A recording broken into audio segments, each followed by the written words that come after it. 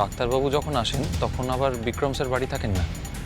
না না, উনি তো ছবি তুলে বেড়ান, সব সময় ক্যামেরার ব্যাগ সঙ্গে থাকে।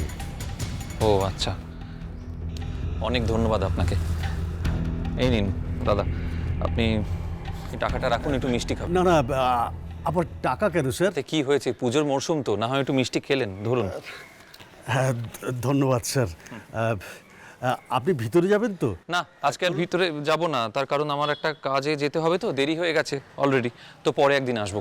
ও, তাহলে যাবেন না? না, আপনি তো বললেন ডাক্তারবাবু রোজই আসেন এখানে, আমি তো এই পথ দিয়ে যাতায়াত করি, চলে আসবো একদিন। তাহলে ডাক্তারবাবুকে কিছু বলতে হবে? কিছু বলার দরকার নেই, যা বলার আমিই বলবো। আসি। আচ্ছা, নমস্কার। কে এই বিক্রম স্যার? পেশায় ফটোগ্রাফার।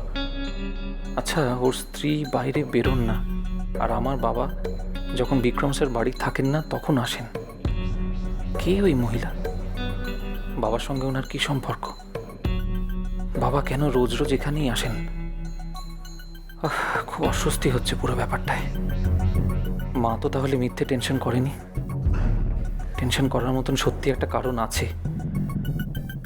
দেখি, আজ বাড়ি গিয়ে সবটা বলি, কাল বা পরশু একবার হানা দিতেই হবে এখানে। এমন অস্বস্তি নিয়ে হাত পা গুটিয়ে বাড়িতে বসে থাকা যায়? পিকলু, পিকলু, কি রে, খোঁজ পেলে কিছু? আরে আরে বাবা, তুই কি খবর আনিস না আনিস সেই কথা ভেবে ভেবে চিন্তায় পড়ছি। আচ্ছা, কি হলো কি? দাঁড়িয়ে আছো কেন? চুপ করে বলবে তো। এই বাবা দেখে ফেলেনি তো? হ্যাঁ, পিকলু বল কি না, হলো? বলবি তো?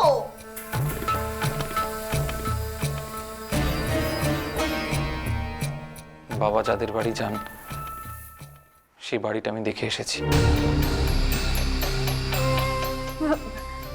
যাদের বাড়ি মানে? কে কে থাকে সেখানে? তোর বাবা কার কাছে যান? সব জানালো? আমি সব জেনে এসেছি। হাত পা সব ঠান্ডা হয়ে আসছে। ও পিলু, বল না বাবা, বল কি জেনেছিস, বল। জেনেছি যে বাবা একটা ফ্ল্যাটে যান রোজ। ওই ফ্ল্যাটটা গড়িয়াহাট রোডের কাছাকাছি। সেখানে সেখানে একজন কাপল থাকেন, হাজব্যান্ডের নাম বিক্রম স্যার। মানে আমি আর কোত্থেকে জানবো, সিকিউরিটি আমাকে যতটুকু যা বলেছে আর কি। বিক্রম স্যার? সেটা আবার কে? এরকম নাম তো বাপের জন্মে শুনিনি চেনা পরিচিতর মধ্যে। হ্যাঁ, আমিও তো শুনেছি বলে মনে হচ্ছে না। ঠাকুরপোর মুখেও তো এরকম নাম কখনো শুনিনি। হ্যাঁ, এই কথা ঠিক যে আমিও কখনো নামটা শুনিনি, তবে বাবা কিন্তু তার কাছে যান না। যায় না? কার কাছে যায় তাহলে? বলছো তো তাদেরই বাড়ি। বাবা তার স্ত্রীর কাছে যান।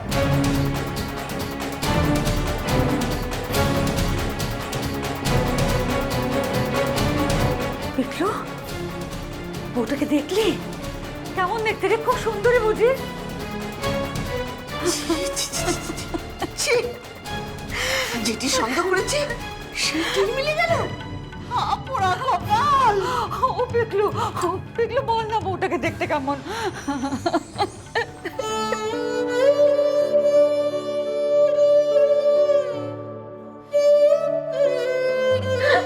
সেটা আমি কি করে জানবো মা?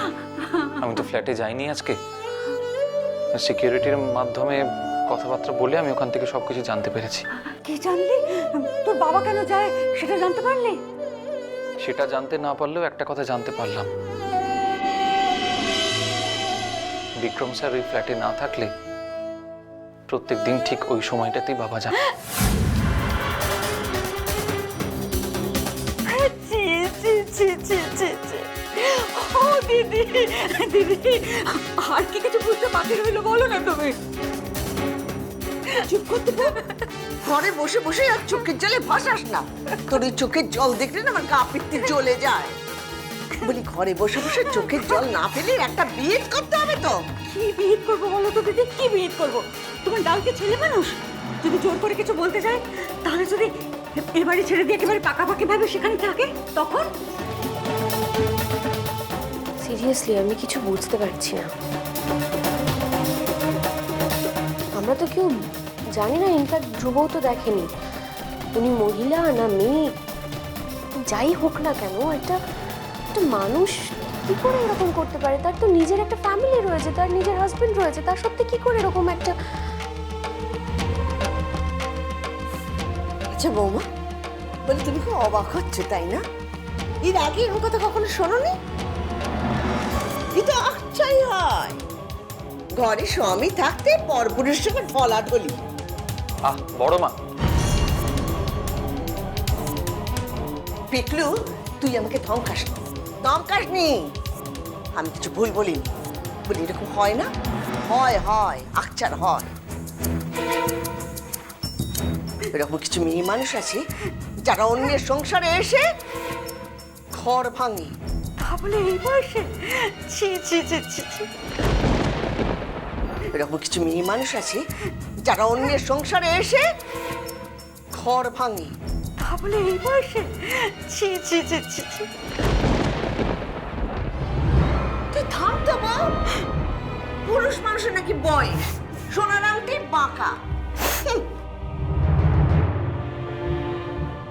বলি ঘরে বসে বসে চোখের জল ফেলে হবে না, আমি বলে দিচ্ছি। কি করবো আমি?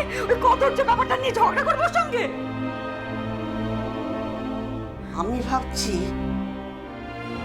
কাল ওই মেয়ে মানুষটার বাড়ি আমি যাব। কি বলছো কি বড় মা? ঠিকই বলছি, যাব। 100 বার যাব, 1000 বার যাব। ওদের ওখানে গিয়ে না ওদের ধুনধুরি নড়িয়ে দিয়ে আসবো। বুঝিয়ে দেবো কত ধানে কত চাল।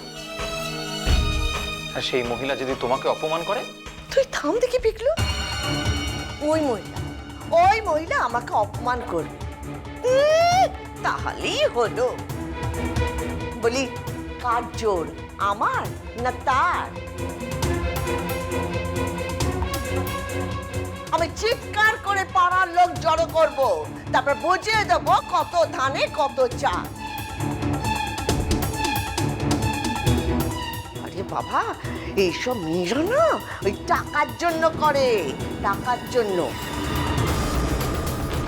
ঠাকুরপোকে না টাকাওয়ালা পুরুষ মানুষ ভেবে না এইসব করেছি। আর ভালো আর সোজা মানুষ হলেই হলো, ব্যাস মাথা মুড়িয়ে দেবে। সেই তো, নয়তো কি আমাদের বাড়ির মানুষটা ওই বাড়ির বাজার হাট সর্বস্ব করে দেয়? শুনবো, আর এক মুহূর্ত সময় দেওয়া যাবে না। আমি কাল পরশু ওই বাড়িতে যাব, আর যাবার সময় না তোকে নিয়ে যাব। হ্যাঁ, 5 জনে দেখে বলবে ওই দেখ বউ এসছে। না ছি ছি দিদি, আমি সে অপমান সহ্য করতে পারবো না। সবাই আমার দিকে করুণার চোখে তাকাবে আর বলবে না, আমি একদম লজ্জায় মাটিতে মিশে যাবো দিদি, আমি পারবো না। বউ, তুই কি রে? তুই এখন লজ্জার কথা ভাবছিস? তোর সংসারে বন্যা এসে খড়কুটোর মতো তোর সংসারটাকে বাঁচিয়ে নিয়ে যাচ্ছে। তুই কোথায় তোর সংসারে বাঁধ দেবার চেষ্টা করবি? তা না, চোখে দেখে কে কি বলবে কে কি করবে লজ্জায় মরে যাচ্ছি। মা কোথাও যাবে না বড় মা। কি বললি? তোর মা কোথাও যাবে না, তাই তো? তোর মায়ের সমস্যা, তোর মা না গেলে চলবে? বলছি তো মা কোথাও যাবে না, আমি যাব। আমি ওই ভদ্রমহিলার সঙ্গে দেখা করব, তার স্বামীর সঙ্গে দেখা করব, তাকে জিজ্ঞেস করব আমার বাবাকে তারা কতদিন ধরে চেনেন। এই যে আমার বাবা রোজ ওখানে যাচ্ছেন, এতখানি করে সময় কাটাচ্ছেন ওনার স্ত্রীর সঙ্গে, সেটা তিনি জানেন না তিনি জানেন না?